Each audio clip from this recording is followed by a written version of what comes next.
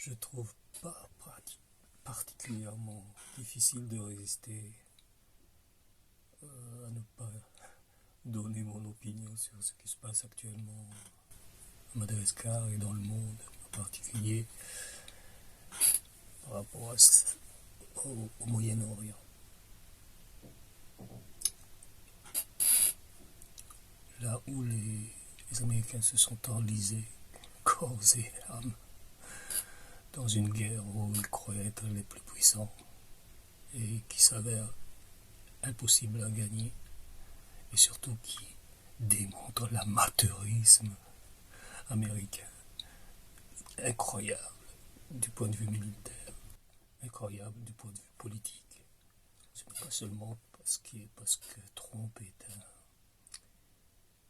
un sénile, un démon sénile comme on dit en français, c'est-à-dire un Alzheimer. C'est pas seulement ça.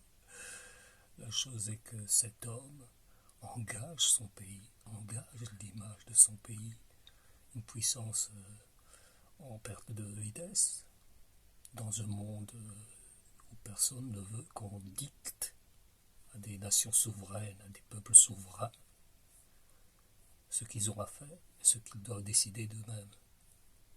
C'est incroyable. Il y a l'ex-chef de cabinet de Colin Powell, le secrétaire à la défense américaine, de J.W. Bush. Cet homme a maintenant 92 ans. Il est très alerte. Son esprit, son jugement sont très sains. On ne peut pas dire le contraire. Et mieux, il a été dans l'arène, dans les sphères de décision militaires, pas politiques, militaires, de deux guerres américaines, celle de 1991 contre Saddam Hussein, et celle de 2000 et quelques, là, 2002 ou 2003, contre le même Saddam Hussein en Irak, et après, ensuite, dans d'autres pays où l'Amérique, tout l'Amérique est reparti, la queue entre les jambes, pire qu'au Vietnam, l'Afghanistan, 20 ans de guerre, et c'est une fuite. Ils ont fui l'Afghanistan. Ces gens qui se disent la meilleure défense, c'est même pas la défense, c'était des agresseurs, ce sont des agresseurs. La meilleure armée du monde, et patati et patata, cette armée qui, en fait, sur le papier, ou par le budget qu'ils avalent, se croyaient être les plus efficaces en matière de guerre. Et la réalité, c'est que, d'abord, si on parle de l'Ukraine et de la Russie a plus de moyens, indubitablement, que ce soit dans une guerre conventionnelle, ce que Poutine essaie de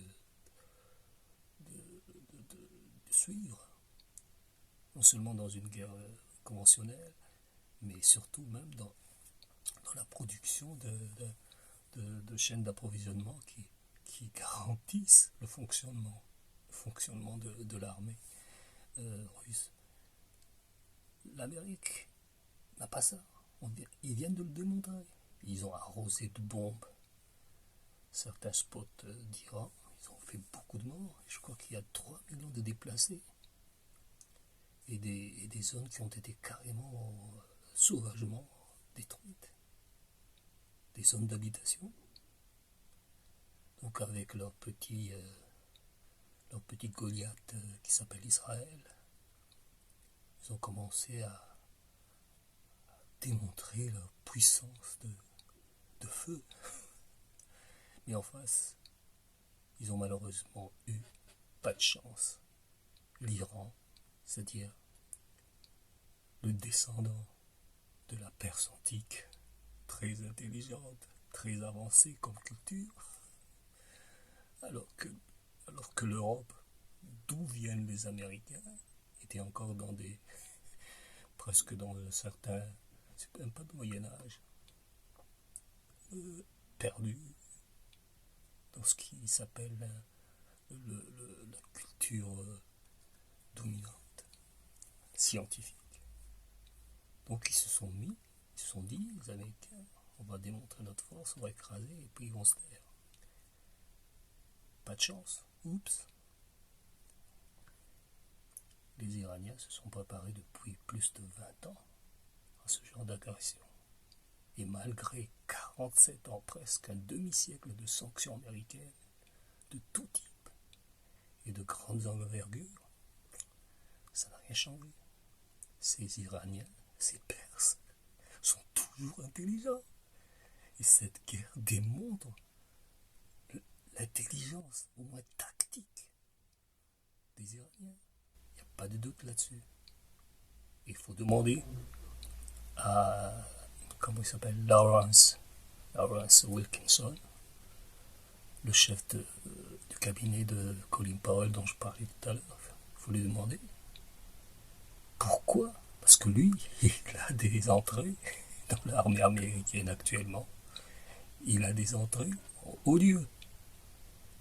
Et l'armée américaine n'est pas prête. Elle a même perdu beaucoup. Elle a perdu beaucoup parce qu'elle a envoyé beaucoup de choses chez Zelensky, l'Ukraine. Elle a perdu beaucoup parce que le petit Goliath israélien a tout pompé. Il croyait que ça allait se terminer en 6 jours, comme 12 jours, comment ils appellent ça. C'est des guerres qui n'iront jamais au-delà de 24 jours. On est à 62 jours. Et Israël est en train de perdre, incroyablement. Les Iraniens ont tout fait sauter, tout, que ce soit les ponts ou les ports. Ils ont fait tout sauter, tout détruit. Les chaînes d'approvisionnement militaire. C'est-à-dire que maintenant, il y a 120 000 de militaires israéliens qui sont coincés, qui ne reçoivent ni munitions, ni eau, ni blé, ni pain. Ils n'ont rien. Ils ne tiendront pas 15 jours. Il faut imaginer dans quel état d'esprit ils sont. On vous a promis qu'on allait vous aider dans tous les cas. On vous a promis que la puissance qui vous soutient, qui vous supporte, est la plus grande du monde. Et voilà que, en face, petit à petit, vous vous apercevez que c'était pas des cons. C'était pas des cons. Et là maintenant, ils sont en train de payer lourdement l'agression qu'ils ont pratiquée contre l'Iran. Avant tout, c'est une histoire d'intelligence. Quand vous avez des leaders complètement fous, incohérents, menteurs, ce n'est même pas une histoire de comment on appellerait ça, d'intelligence au sens renseignement. Bien sûr qu'il a été intoxiqué par des renseignements militaires et des renseignements d'intelligence militaire qui étaient tout à fait erronés. Que le chef du Mossad est allé démontrer à la CIA et à la NSA et à tout ce qui est militaire, comme quoi c'était maintenant qu'il fallait attaquer l'Iran. Donc voilà ce vieux bouffi dont la moitié du cerveau est déjà dans la tombe. Il a déjà un pied dans la tombe, mais maintenant c'est le cerveau. Et qui croit que, ouais, il a tous les droits. Tous les droits de détruire. D'abord, ça a commencé par l'histoire du Venezuela, qui n'est pas terminée. Le Venezuela est encore indépendant. Ensuite, par l'histoire de Gaza. Ils voulaient faire un genre de Côte d'Azur. Ensuite, sur Cuba, qu'ils ont aussi depuis plus de 50 ans empêché de vivre normalement. Des tonnes de sanctions que les Européens ont suivies et amplifiées comme contre la Russie.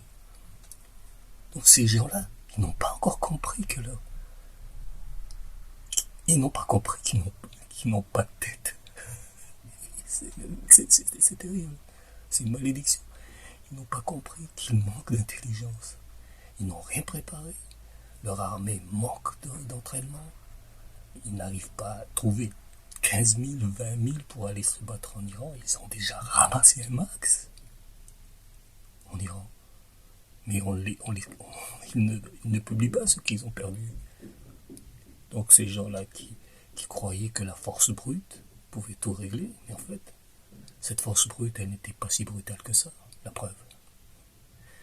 Et cette force brute n'a rien donné, sauf l'humiliation d'un pays qui se croyait impérial, qui pouvait faire des malheurs partout où il veut, tuer, affamer, écraser de bombes, et rigoler ensuite.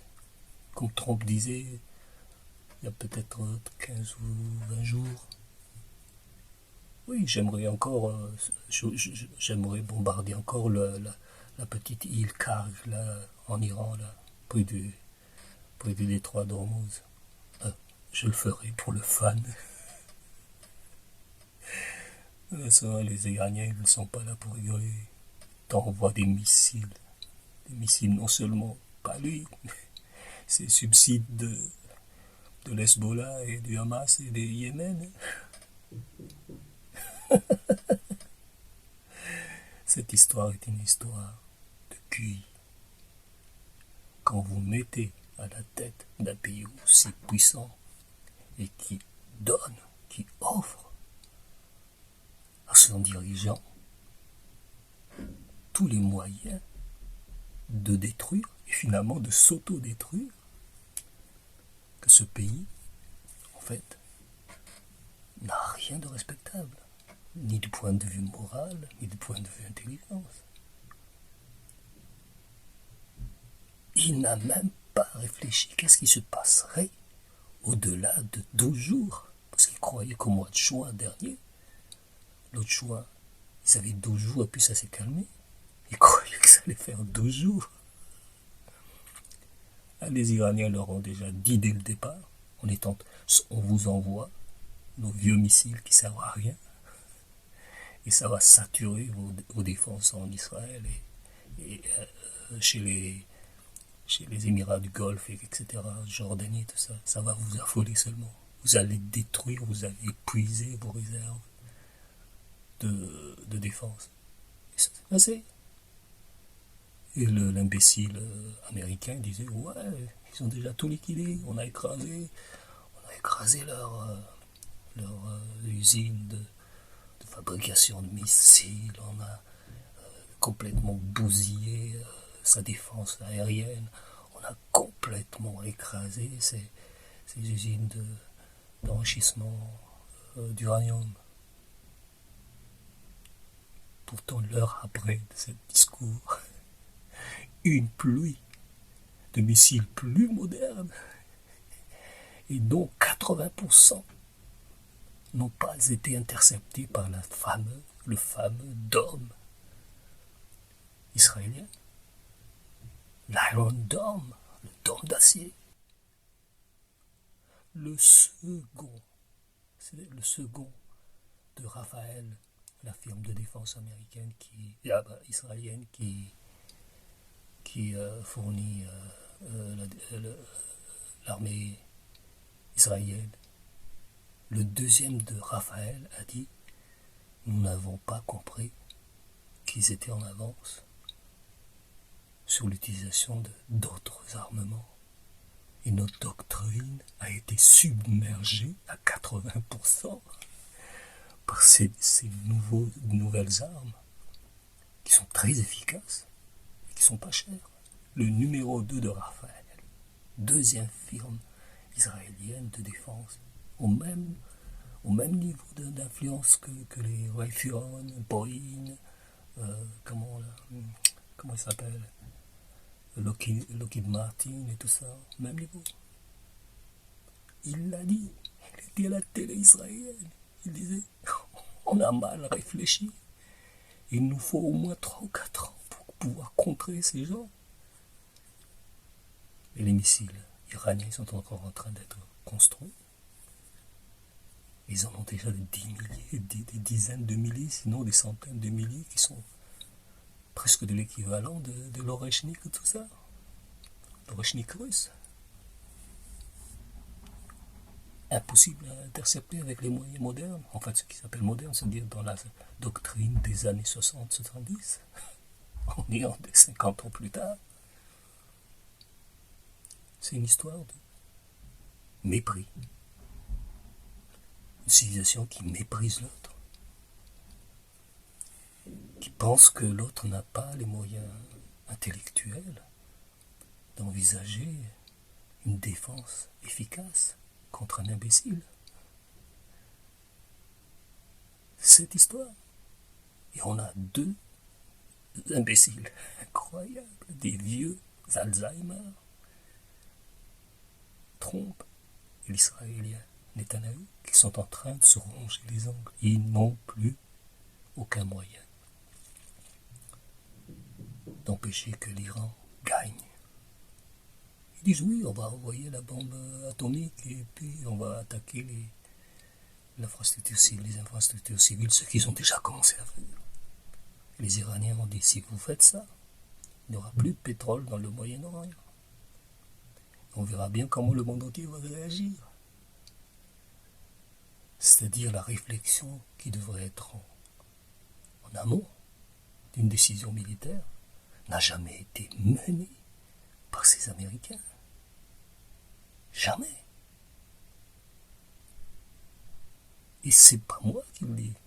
C'est encore une fois le Chief of Staff de Colin Powell. Il était là quand des décisions militaires ont été prises en 91, en 2003 et ailleurs. Et il savait que c'est des décisions militaires qui n'avaient pas de sens déjà en ce temps-là. Et maintenant, il s'aperçoit que c'est pire qu'en ce temps-là. Il le dit en public. C'est l'objet de ces deux dernières interventions, deux derniers posts sur YouTube, où il dit c'est incroyable qu'il s'est pu mépriser des gens aussi intelligents et aussi cohérents. Il dit nous les Américains, on s'est gourés totalement. On s'est gouré sur la préparation, on s'est gouré sur la force de défense, comment on appelle ça, de représailles des Iraniens. En fait, globalement, ils ont cru que l'Iran, c'était l'Égypte de Nasser. Il fallait écraser les jets russes et puis c'était fini. Ils ont cru que l'Iran, c'était l'Irak de Saddam. Non. Quand vous avez une centaine de millions de Perses, dont l'histoire a retenu particulièrement l'intelligence précoce de sa civilisation, vous voyez un pays comme ça, que vous vous dites, bon, on peut tout faire. Il suffit de larguer les bombes, et tout. En fait, tu largues des bombes sur des points qui ne sont même pas importants. Parce que les bombes sont ailleurs. Les missiles sont ailleurs. Et c'est imbécile, c'est d'un mépris de crétin fini, minable, que de penser que pendant 20, 30 ans, ces gens qui ont été menacés de tous les côtés n'aient pas pu prendre des décisions de défense cohérentes. Et c'est ça ce qui se passe actuellement. Et moi, je me réjouis de vivre cet instant. Je ne vais pas faire comme tout le monde. Oui, il faut différencier le peuple de leurs dirigeants. Parce que les Américains sont sympas après tout. Mais c'est Trump qui est fou. Mais la question essentielle qui demeure, c'est alors si ces gens étaient si intelligents, comment ont-ils pu mettre à cette position un imbécile, un fou, comme Trump, comme Biden? On pourra tout dire, oui, c'est le système qui est foiré. Non, Parce qu'il y a quelque chose qui est fondamental chez les Américains, un peu chez les Européens. Ils ne réagissent avec intelligence que lorsqu'ils sont touchés dans leur chair, dans leur quotidien. Et les Iraniens ont bien compris qu'en bloquant le 20% de la production de pétrole dans le monde, 40% de la production comment on appelle, d'engrais, que ça allait atteindre l'Amérique. Ça atteint les Américains. Et c'est pour ça que je me réjouis de toute cette situation. Ça les atteint, ça les atteint durement. Ils vont comprendre vraiment. Eux, ils disent, tant qu'ils ne sont pas touchés, ils laissent faire leurs dirigeants. Là, ils sont touchés. Pas de job. Le prix du gallon d'essence multiplié par 2. Le prix des légumes et tout ça multiplié par 4. Les denrées alimentaires, toutes les denrées alimentaires, c'est plus une inflation. Et c'est ça toute la question. C'est-à-dire qu'il faut que ces gens-là soient touchés pour qu'ils mettent une pression sur leurs dirigeants. Et là, c'est fait. Les Iraniens sont très intelligents. Je crois que quand on regardera ce qu'ils ont fait plus tard, on s'apercevra bien que ce peuple, cette culture est très intelligente. Et les Américains devraient le savoir. Si vous savez combien d'Iraniens américains contribuent à la richesse américaine et à tout ce qui est innovation en Amérique, vous serez étonné. Il y a des firmes qui sont dirigées par des Iraniens, comme les Indiens là, qui monopolisent tout ce qui est corporate. Il y a aussi des Iraniens. Dans l'intelligence artificielle, il y a plein d'Iraniens. Dans la recherche fondamentale, il y a plein d'Iraniens. Ils le savent. C'est chez eux, c'est des Iraniens américains. Donc il faut être d'une imbécilité incroyable, ou carrément avoir un cerveau mité pour croire qu'une culture aussi avancée, précoce par rapport à la tienne, par rapport à ta civilisation, qui vont perdre tout d'un coup leur sens de jugement des situations. Les sanctions étaient déjà une énormité. T'as mis des sanctions, ils ont quand même prospéré. Voilà, et c'est pour ça, je ne pouvais pas me taire parce qu'en fait, je suis très